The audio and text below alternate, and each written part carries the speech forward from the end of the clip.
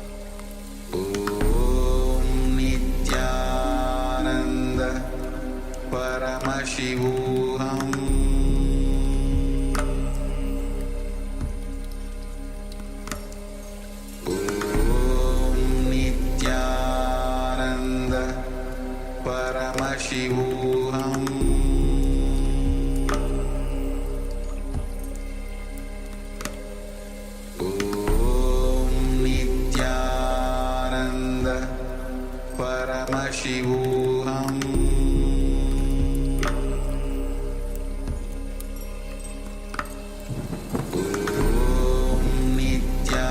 Nithyananda Paramashivoham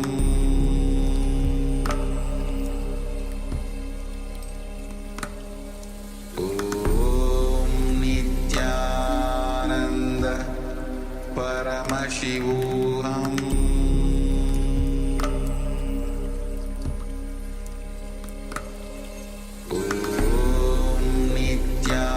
Nithyananda Paramashivoham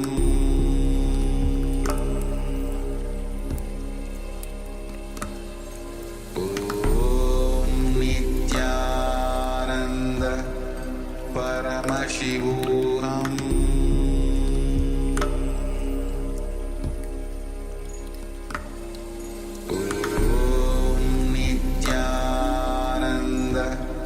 Paramashivoham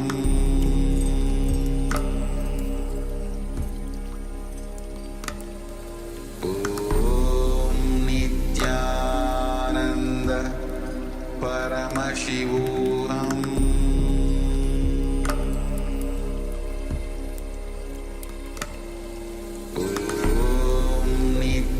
Nithyananda Paramashivoham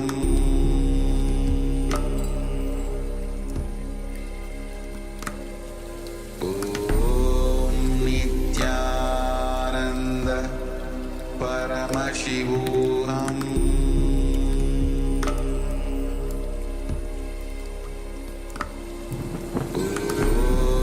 Nithyananda Paramashivoham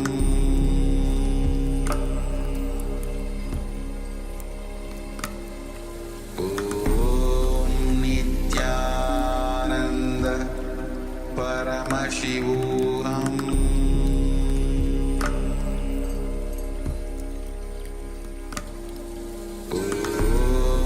Nithyananda Paramashivoham Nithyananda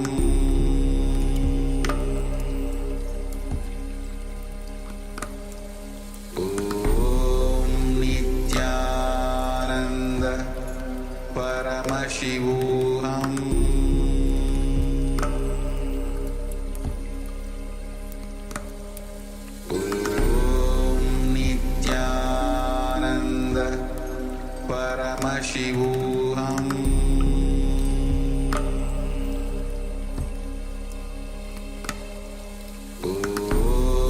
Nithyananda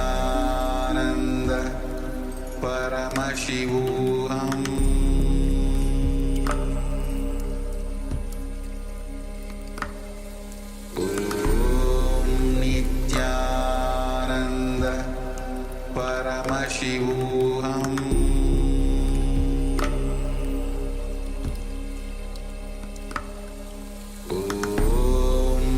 Nithyananda Paramashivoham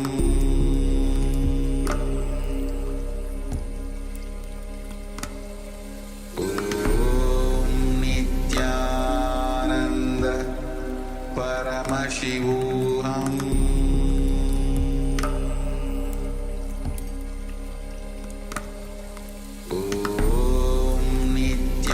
Nithyananda Paramashivoham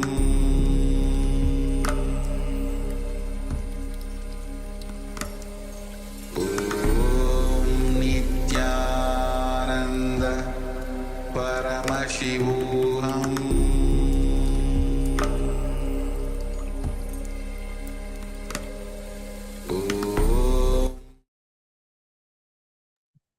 Now slowly, very slowly. You can open your eyes if you have closed your eyes and just take a moment to write down the details of the image that the acharyas were thinking of. Every single detail that the acharyas were thinking of. So we the acharyas had an image in front of us and we were thinking of the image. So let's take a few moments and let us share.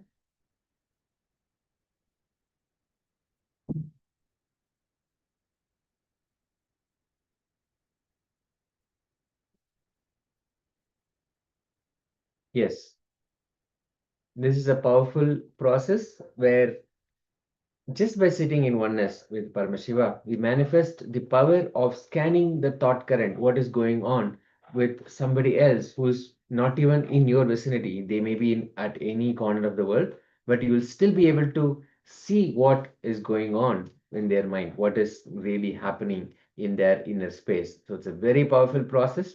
And after you sit in oneness with Paramashiva, in that space of oneness with Paramashiva, he reveals everything that is happening. Do not discount anything. Do not bother if it's going to be right or wrong, if it's going to be close or maybe not, maybe just too far off. Do not bother about this. Simply write down everything and share. Only then we'll see the whole process happening. The simple process is we have the initiation for manifesting the powers of Paramashiva. Swamiji has given all of us the initiation, and Paramashiva simply manifests when we sit in that space. So the only thing that is left for us to do is to simply sit and do the manifestation. Again and again, sit in that space.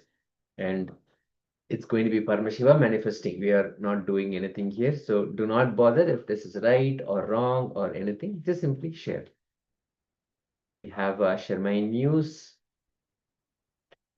Ma Trinetrikananda, Peter, Dhyan UC, Agora Swarupini, Guikshu Jing, Ma Anandeshwari. So many of us here who are participating and joining us for this particular session, manifesting the powers of Paramashiva. Go ahead and share. What was your experience? What did Paramashiva reveal to each one of us?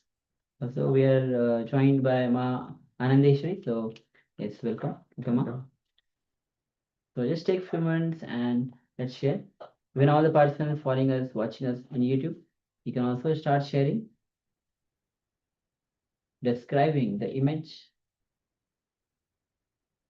as you are scanning the thought currents of the acharyas.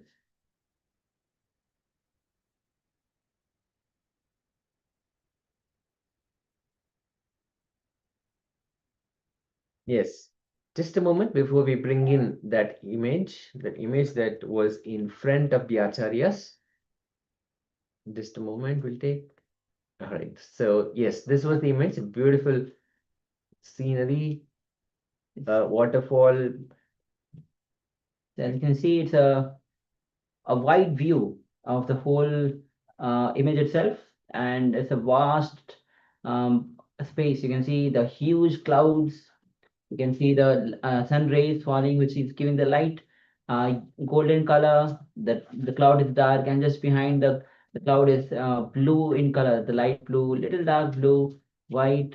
And the space, the picture itself is taken from some the mountain, and which is opening up a huge vast space. And you can see from the mountain the huge waterfall, which is giving a nice color of the blue, which is going down the path. You can see a bridge, and both sides you can see the rocks, the greens, and the land itself is filled with the greens. And if you just zoom in a little bit more, you'll find even the cranes, you'll find the hut, you'll find a few people around. Because the land itself is vast. So yes, this is little details of the whole image. So yes, if you have thought of anything, all these things that we have been thinking of, so congratulate yourself, you have successfully manifested this power. Yes. Great, fantastic. And even if you did not catch any glimpse, did not catch the glimpse of what Paramashiva revealed to you, do not bother. Again and again, sit for manifestation. Swamiji says the only solution for if you feel you're not manifesting the power is to simply sit and manifest more power. Bring more power and you will manifest. So with that, we'll enter into the next section, which is on the chakra awareness. So here Swamiji will be introducing the chakras itself and guiding us through the chakra awareness. So let's come to the space of listening and let's enter into.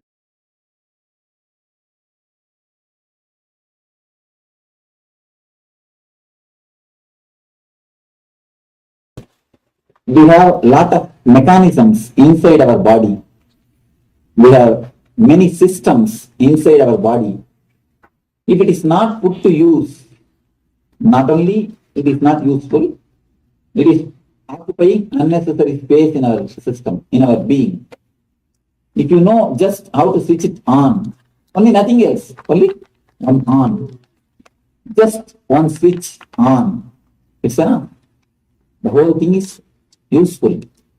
Just like that, our whole system, you know just how to switch on the mechanisms which is in our being, the whole thing will be useful. The whole thing will turn into a utility system which you can use it for your day-to-day life. When I say there are so many mechanisms which are lying down in your system, in your body, without being put into use, I mean chakras. Small introduction to chakras will be able to explain what is chakra.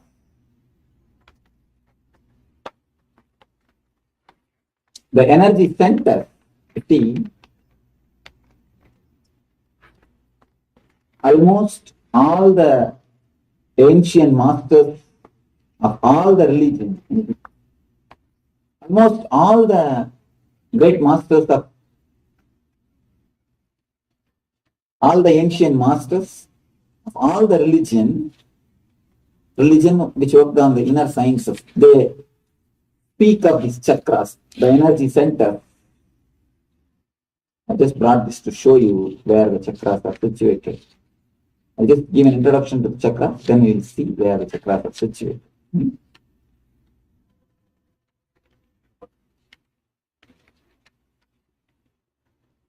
All the great masters of all the religion, they speak about the chakras. Even though with a slight change in the numbers and the placements, the idea there are energy centers in our body is accepted by all the great masters. There are, you see, there is each and everyone gland has got a chakra nearby. Those energy centers take care of the activity of that area. What they say as a gland, physically, metaphysically, chakras. Of course, chakras are not limited to the glands. It's not only the gland, it manages the whole area. Mainly that glands is managed by the concerned chakra. When we say the Agnya chakra, this is the energy center which controls, which activates, which manages the pituitary glands. Just like that, each and every chakra manages one of the glands or one major part of our body, our activities. Not only physical, mental, psychological, emotional, and spiritual. All the layers, all the activities of your body and mind are managed by these chakras. The beautiful book on these chakras are done by a great yogi called Patanjali. Patanjali is the great master. Patanjali is the father of this yoga science. He is the first master who put the whole thing in a logical way, in a clear way. He describes about the chakras, how to meditate on the chakras, how to cleanse the chakras. The whole yoga science, the whole chakra science, the whole healing science originates from Patanjali. From Patanjali, the roots, the seeds have come out from Patanjali. Patanjali is the root, Patanjali is the seed for the whole science. Now the way in which I am going to explain chakras to you is the way of Patanjali. Of course, each and every master, little bit they differ. One or two small things, there are little difference. In Buddhism, they speak on the chakras, one or two small differences will be there. But majority of the masters, majority of the enlightened people, they go with Patanjali because he is more scientific, more logical, more clear-cut on this subject. So what I am going to give you is based on Patanjali. Patanjali is the great saint, great enlightened master who lived thousands of years ago in the place called Chidambaram. Chidambaram is the place in India where he lived and had his enlightenment. He has recorded his enlightenment in a beautiful way called Yoga Aphorisms, Yoga Sutras. That's the book which explains basically about the whole science of yoga, meditation, whatever life, how the life should be led, how you need to live the life if you want to have the longevity, health, and bliss. He is the father of all the postures, asanas, which we call asanas. Asana means, I think in West it is very famous now, bending the bodies and stretching out the bodies and breathing exercises. They are very famous in the West. All the yoga system, all the asanas are originally explained, created by the Patanjali. He is the master who made all the description or the clear explanation. In a way, he has done the unabridged dictionary for the yoga philosophy. Unabridged dictionary, a complete collection of asanas, yoga system, mudras, meditations, chakra, about everything. And if you meditate on which chakra, in which way, what power you will get. Even to that extent, he has done a deep research and made an unabridged dictionary over this science. Let me explain about the chakras as Patanjali explains, according to the system of Patanjali, because what Patanjali says goes with my experience also. My experience also goes with what Patanjali says. So let me explain it. A small story. From that story, I will be able to tell you about the chakras. After the Second World War, a group of defense people, they were vacating their army camp. When they were vacating their army camp, they left a small open aircraft in one tribal village and went away. When they leave their army camps, they don't carry everything back. Some things they carry, some things if they can't, they leave it and go. Just like that, in one army village, in one tribal village, a small tribal village in Germany, they left one aircraft, open aircraft. Only 1 or 2 persons can sit in that. Sort of small helicopter. They left that open aircraft and went away. After 1 or 2 days, the tribal people, they have neither heard about aircraft or they have not seen.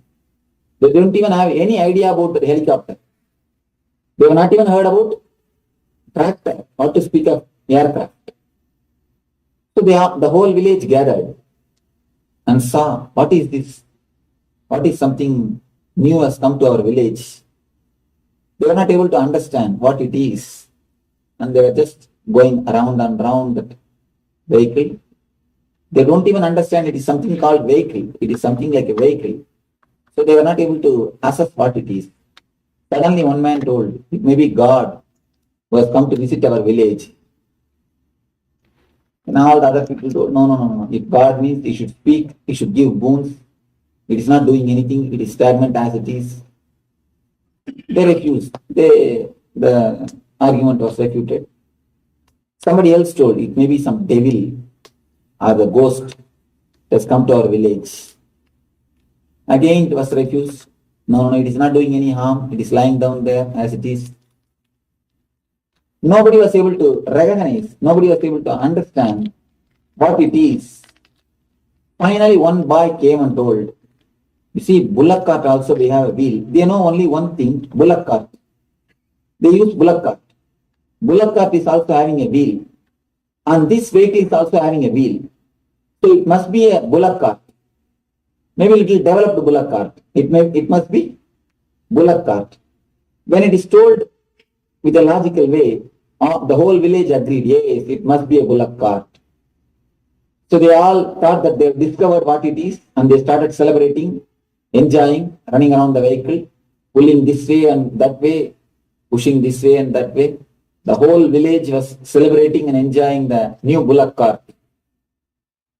After 1 month, it went on. They were playing with the vehicle. They put a big bullock in front of the helicopter and they started using that as a bullock cart. Throughout the village, they count whatever they want to transport, they started using this vehicle. It is going on. After some 3-4 months, one boy who was gone to a nearby village, nearby city to study, to do his school, he came back. He was a tribal boy. He went to a nearby city to do his studies. He came back and he saw the whole thing. He thought it cannot be bullock cart. It is done with so many mechanisms. He also don't know about a helicopter. He also don't know about aircraft. He has seen only the tractor. So he thought it must be one way of tractor. It must be one kind of tractor. So he got into that vehicle and did something this way, that way. Somehow he started it. He started using that as a tractor. So morning till evening, he started using that as a tractor. When the people saw it can go even without bullock, they were wondering, they were surprised.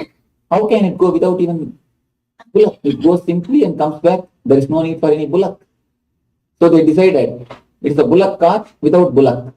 It can simply go and come by itself. So they were enjoying the vehicle as a bullock cart for 6 more months. After 6 months, one retired pilot, for some reason, for some research, somehow he came to that village. He saw the whole thing, what is happened. He started laughing. Then he explained to the villagers, see, it is neither a bullock cart nor a tractor. It's an aircraft. It can be used to fly. First, the villagers were not ready to agree it. What are you talking? How can it fly? It is such big mechanism, so heavy. Our body is much lighter than the mechanism.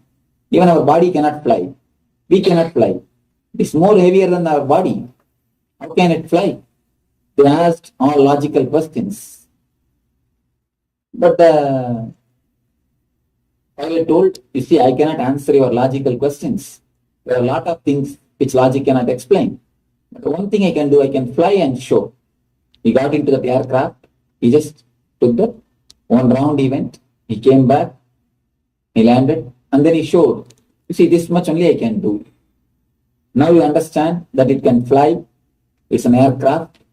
Then the whole village surrendered and asked the pilot, yes, now we understand. It's an aircraft. You see, a very small story. If you understand deeply, you will be able to understand your whole life. The vehicle, the aircraft is what is the thing, our body. God has given this body to us. The tribal villages have used the same aircraft as a bullock cart. The next step, man used the same body, same vehicle as a tractor. Third level pilot used the same thing as a aircraft. Same vehicle or the same instrument. One man is using it as a bullock cart, another person is using it as a tractor, the third person is using it as a aircraft. The same way, God has given a same system for all of us. The body is the system. This is the system given to us by God, given to us by the divine. We, the people who live with a normal life, very ordinary way of life, just taking birth, having their food, reproducing some more children and dying. Nothing more in their life. Just if you weigh their life, few Benz, few bungalows, little bit of money, that's all. Nothing more. They take birth, do something, and then they die. Somebody came and asked me, Swamiji, why in all the cemeteries it is written born on such and such a date, died in such and such a date? I told them, nothing worth mentioning has happened in between. Nothing worth mentioning happens in between. Only these two are worth mentioning. Born and died, over. You see, most 90% of our lives, 90% of the people live only in this state. Born and died. Nothing worth mentioning happens in our life.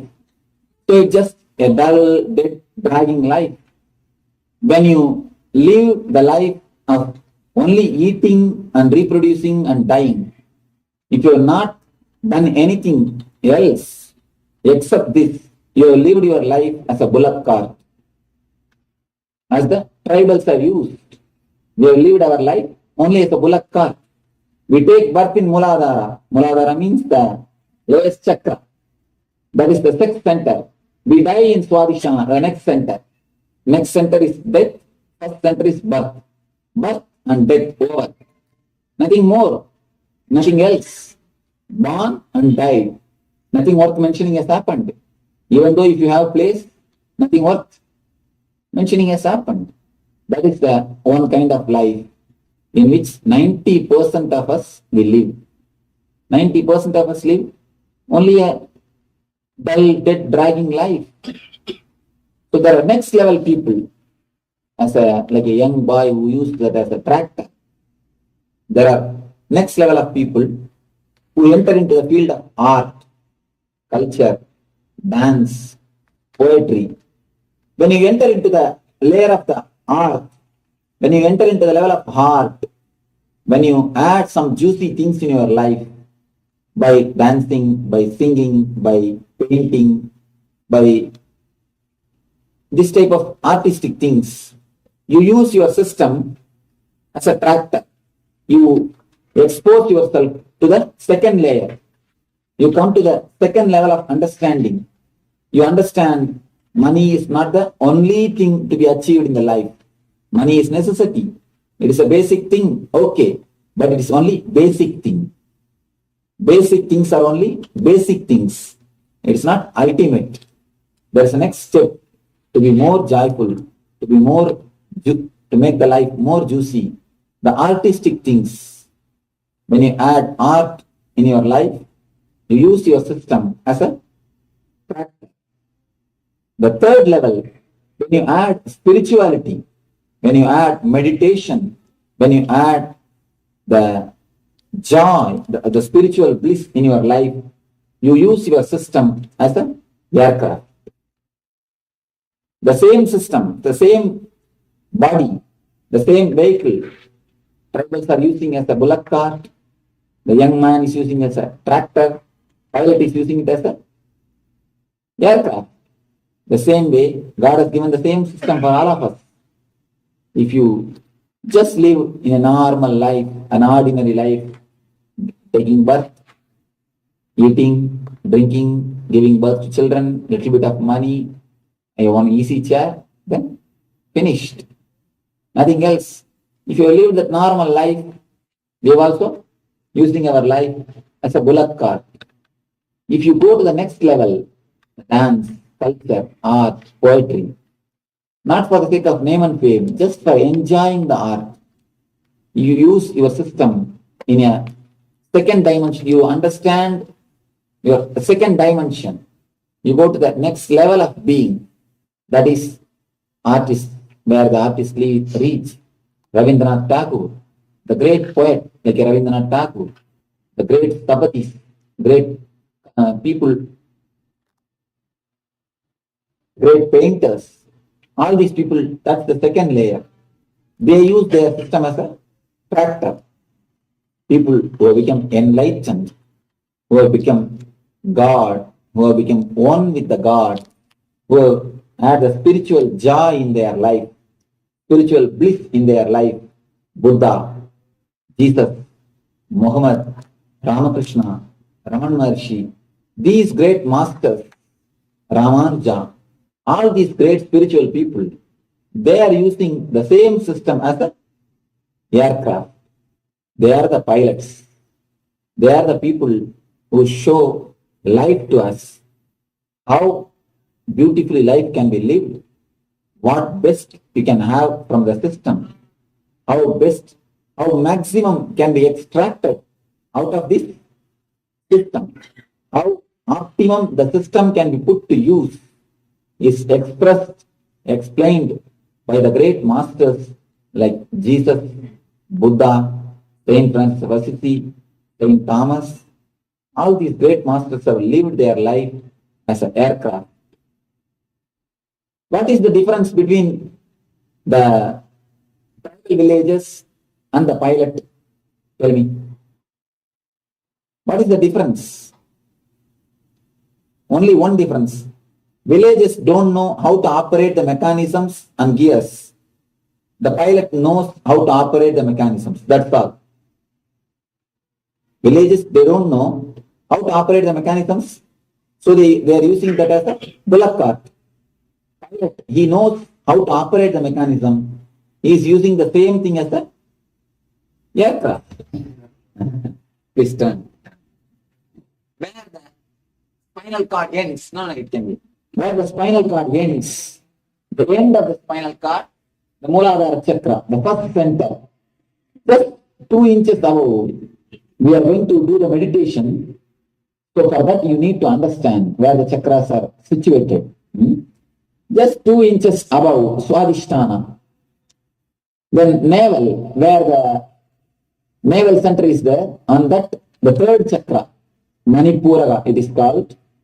Then just near the chest, the center of the chest, we have, yes, thank you. No, this is enough. We have the Anahata, the fourth center. It is called heart center, Anahata, the fourth center. In near the throat, this area, we have fifth center, Vishuddhi. This is called. Near the eyebrows, you have the sixth center. It is called Amnya. On the top of the crown, on the top of the head, there is a chakra which is called Sahasrara. These are the 7 major centers, 7 major mechanisms which exist in your being, in your body. If you know how to breathe life into them, in an ordinary way, normal way, they are completely closed. They don't work completely. Only very minimum portion of their the chakras active are there. The energy which is supplied to the chakras are not very little portion of your energy is supplied to the chakras. If you know how to breathe life into them, if you know how to activate them, if you know how to concentrate on them, if you know how to energize them, you will see the same body with the same mind, with the same spirit. You will be able to live more joyful, more ecstatic, more collective life. The below chakra, lowest chakra, Muladhara, this chakra is managing all the sexual activities of your mind. The imagination, too much of imagination locks this chakra. And if you know how to live the life with little bit of less imagination, as I told you yesterday, if the dreams can be little reduced, this chakra opens. The next level, Swadhisthana, the chakra which is below your navel, above the Muladhara, below the navel. If this chakra is getting locked by the unnecessary fear. See, a small example can tell you about this chakra. If you just climb the 10-story building, and if you stand near a parapet wall and just peep in, peep out, you know that the building is safe, and the man who built the building, he only built the parapet wall. Even then, if you just put your head outside the window, you will have a slight feeling, just from the deep stomach, a feeling of fear that you may fall. The feeling which comes from the deep stomach, it comes from only Swadhisthana. And you are driving in a highway, the full speed, with some vehicle, without any traffic, without any rules, if it comes just near your vehicle, as if about to hit your vehicle, you will feel something is suddenly come up from your deep stomach. If you have felt a sudden fear, if you are in danger, you will feel that something suddenly happening in your deep stomach. That happens only from Swadhisthana. The fear, the unnecessary fear, and the deep feeling of insecurity locks the Swadhisthana chakra. If you understand the inevitability of life and inevitability of death, death is the only thing which can never die. Anything else can die. Death is the only thing which never dies. Uncertainty is the only certainty in the life.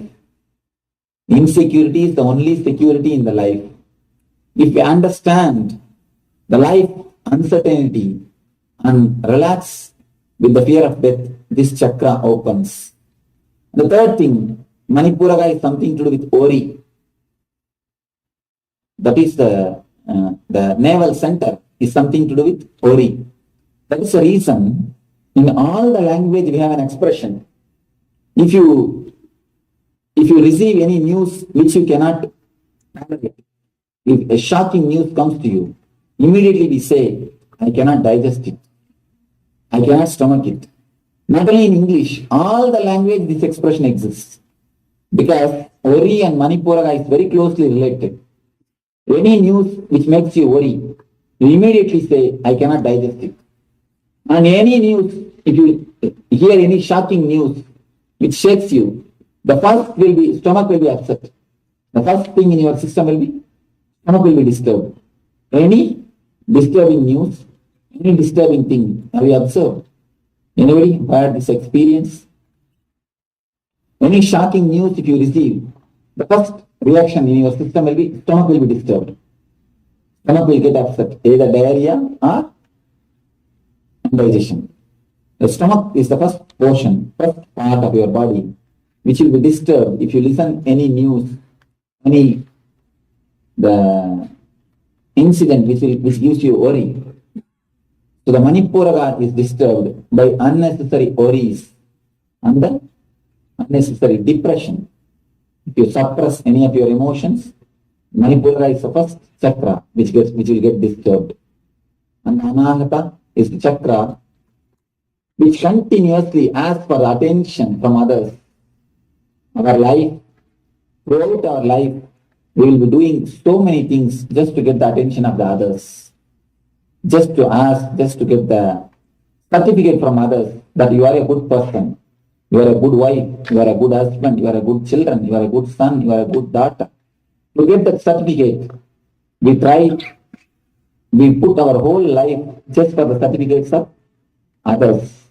When you just run behind the certificate of others, the Anahata is lost. So the Vishuddhi, when you compare and feel jealous with others, when you compare your life with others and feel jealousy about it, the Vishuddhi gets locked. If you take things too seriously and if you behave too egoistically, the prejudiced life, if your life is filled with prejudices, instead of living with reality, if you have too much of past on your head, the Anya is locked. Too much of past and too much of ego. Of course, past is ego. If you have too much of past, you behave with too much of egoistic way. That is the reason elderly people, if you just go near them, they will start, oh, in my good old days. Anything, the conversation will start, in my good old days. You can, with any elderly person you can stay, you can see. If they live with a simple little bit of understanding, they won't start. Otherwise, in my good old days, things used to be like that.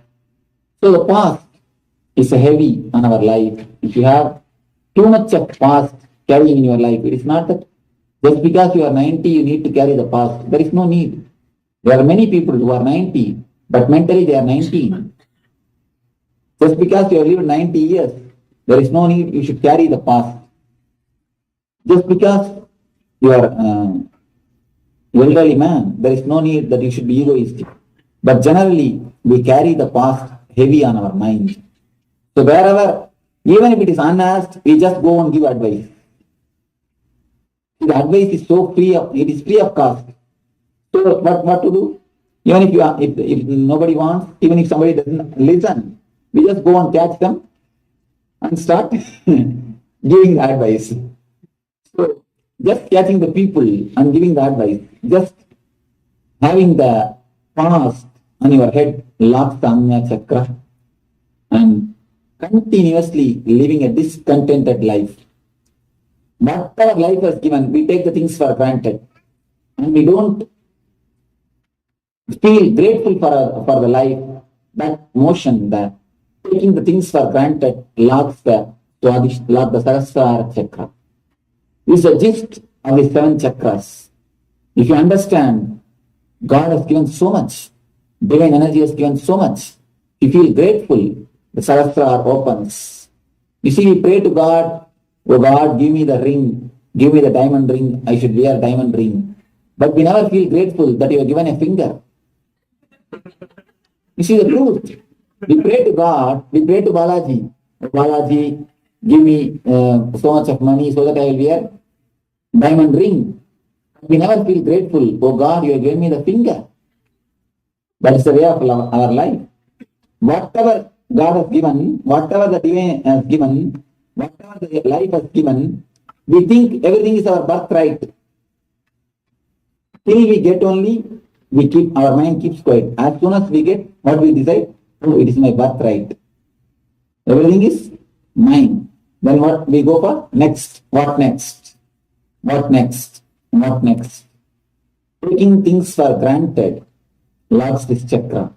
If you understand how much the existence has showered on you, how much the God has showered on you, how much the divinity has given you, the Sahasrara opens. You see, if all of you are, if a God appears suddenly in front of you and says, whatever you want, please make a list and give me. Will the list end any day? The list will never end. And if the God appears in front of you, whatever I have given, please give the list. We will never make the list. You see, if the God has given you enough things, and God has not given you enough things. There are so many things which is not given by God, and there are so many things which is given by God. This side also big list, and this side also big list. But we never look at this list. We never look at the list which God has given. We all our eyes, throughout our life, our whole concentration is what God has not given. That is the reason from early morning to till midnight, we continuously blame God. Oh, He has not given me this, He has not given me that. And finally we go to bargain also. Oh God, give me 1 lakh in the lottery. I will give you 10,000 in the undi. If you don't believe me, deduct the 10,000 by yourself and give only 90,000 in the lottery. So these are our prayers. Small story can explain how we bargain with God. Once a doctor, engineer, and lawyer. All these 3 people, this is a story I always use. All these 3, they got together and they wanted to start a business. So when you start a business, you always naturally feel insecure. How to start, how to go about, whether I will be successful. So when you are feeling insecure, only then you call God. Otherwise, we don't call God. We want God only when we feel insecure. So the insecurity, naturally they pray to God. You see, whatever profit comes, we will make it as the 4 shares. Each one for 3 of us. And the 4th share goes to God. 4th share will be put into undi, temple undi. So they decided that they will do this. Somehow the business has become so successful, more than $1 crore has come as a God share. You see, if it is a $500 or $600 or $1,000 also, we wouldn't mind putting in undi. If it is a 10,000 also, we would have put. But 1 crore, we always feel, why God needs 1 crore? After all, He has no issues. You see, we have issues. We have to educate our son, daughter. We need so many things. So we need money. Why God needs $1 crore? So doctors gave suggestion. First person, he gave suggestion.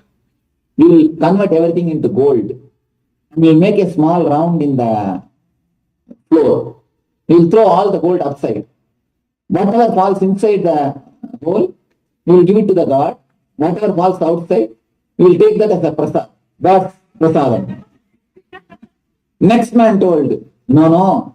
We will make little big hole. Whatever falls inside, we will take it. Whatever falls outside, we will give it to God. You see, the third man is a wise man. He told, you see, we will throw everything up. After all, God is there. Let him take whatever he wants. Whatever falls down, we will have